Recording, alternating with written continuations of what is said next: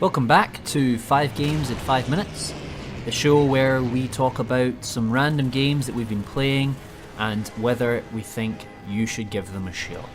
Enjoy. My first experience playing Day of Infamy was not a good one. I just downloaded it on my questionable spec laptop, loaded up a D-Day level online and proceeded to get utterly decimated. Having killed nobody and in fact seen nobody, I was totally put off. However, after downloading it on my main rig and playing it for over 10 hours, I understand what I was missing. This isn't another hark-backed Call of Duty. It's almost a hybrid between a realistic shooter and something more accessible. Day of Infamy has a lot of similarities with its older cousin Red Orchestra 2, and I can't decide which is better.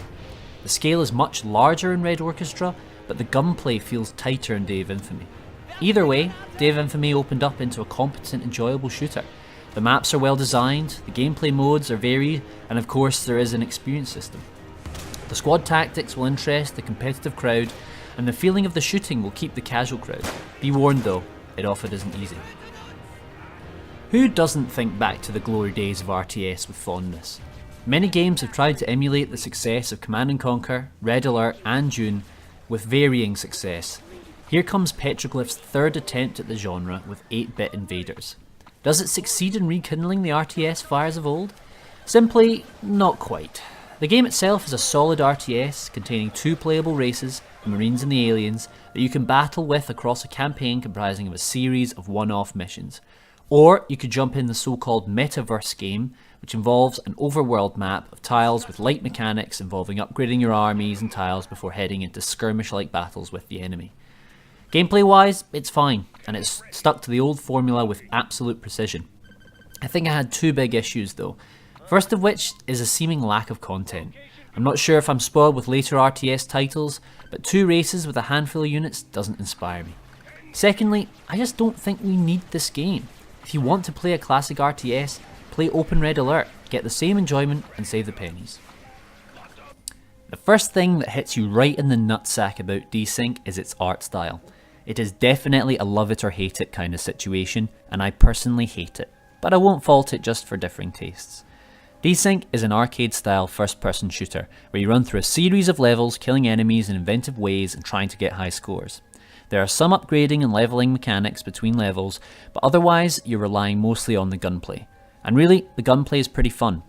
There's a lot of momentum behind the movement, and the different guns are varied enough with their special attacks to keep things interesting. Although unfortunately the guns feel like they have no weight behind them. There are also a fair variety of enemies to contend with, which are required to keep an arena shooter interesting. The sound design is generally solid too, with a great soundtrack, and is entirely befitting of the techno aesthetic. Now there is one thing I really don't like, and that is the upgrading menus, which aren't separate menus but built into the FPS side of the game. Frankly, this kind of menu fucking sucks. It's clunky, it's annoying, and I just can't think of a single game where it's ever worked. This isn't VR, this isn't immersive, don't do it. Oh well, if you're hankering for an arena shooter, this one ain't bad. I'm a super soaker motherfucker sucker for co-op. Co-op is my jam. When I'm playing games with my buddies, it can elevate games to the next levels of fun. We Need to Go Deeper is designed ground up to be a solely co-op game, and it does it well. You and your friends are all on a jolly adventure into the depths of the sea via a submersible, with one of you driving, one controlling the power, whether that goes to the engines, shields, lights or torpedoes, and one guy loading and firing the torpedoes. If you are lucky to have a 4th friend, they'll usually be running around like a headless chicken trying to repair the sub when shit goes down.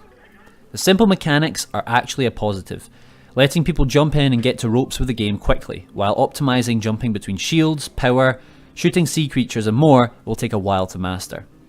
There's even sections where you leave your sub and go into underground caves where you can fight sea creatures and gain new weapons and upgrades. This game is a ton of fun, but it is in early access right now, and that really shows. The unlock system is clunky, the underwater combat doesn't feel great, and there's a lack of content and polish. But these are all easily fixable in the future, and if co-op games are your thing, at the very least you have to keep an eye on this one.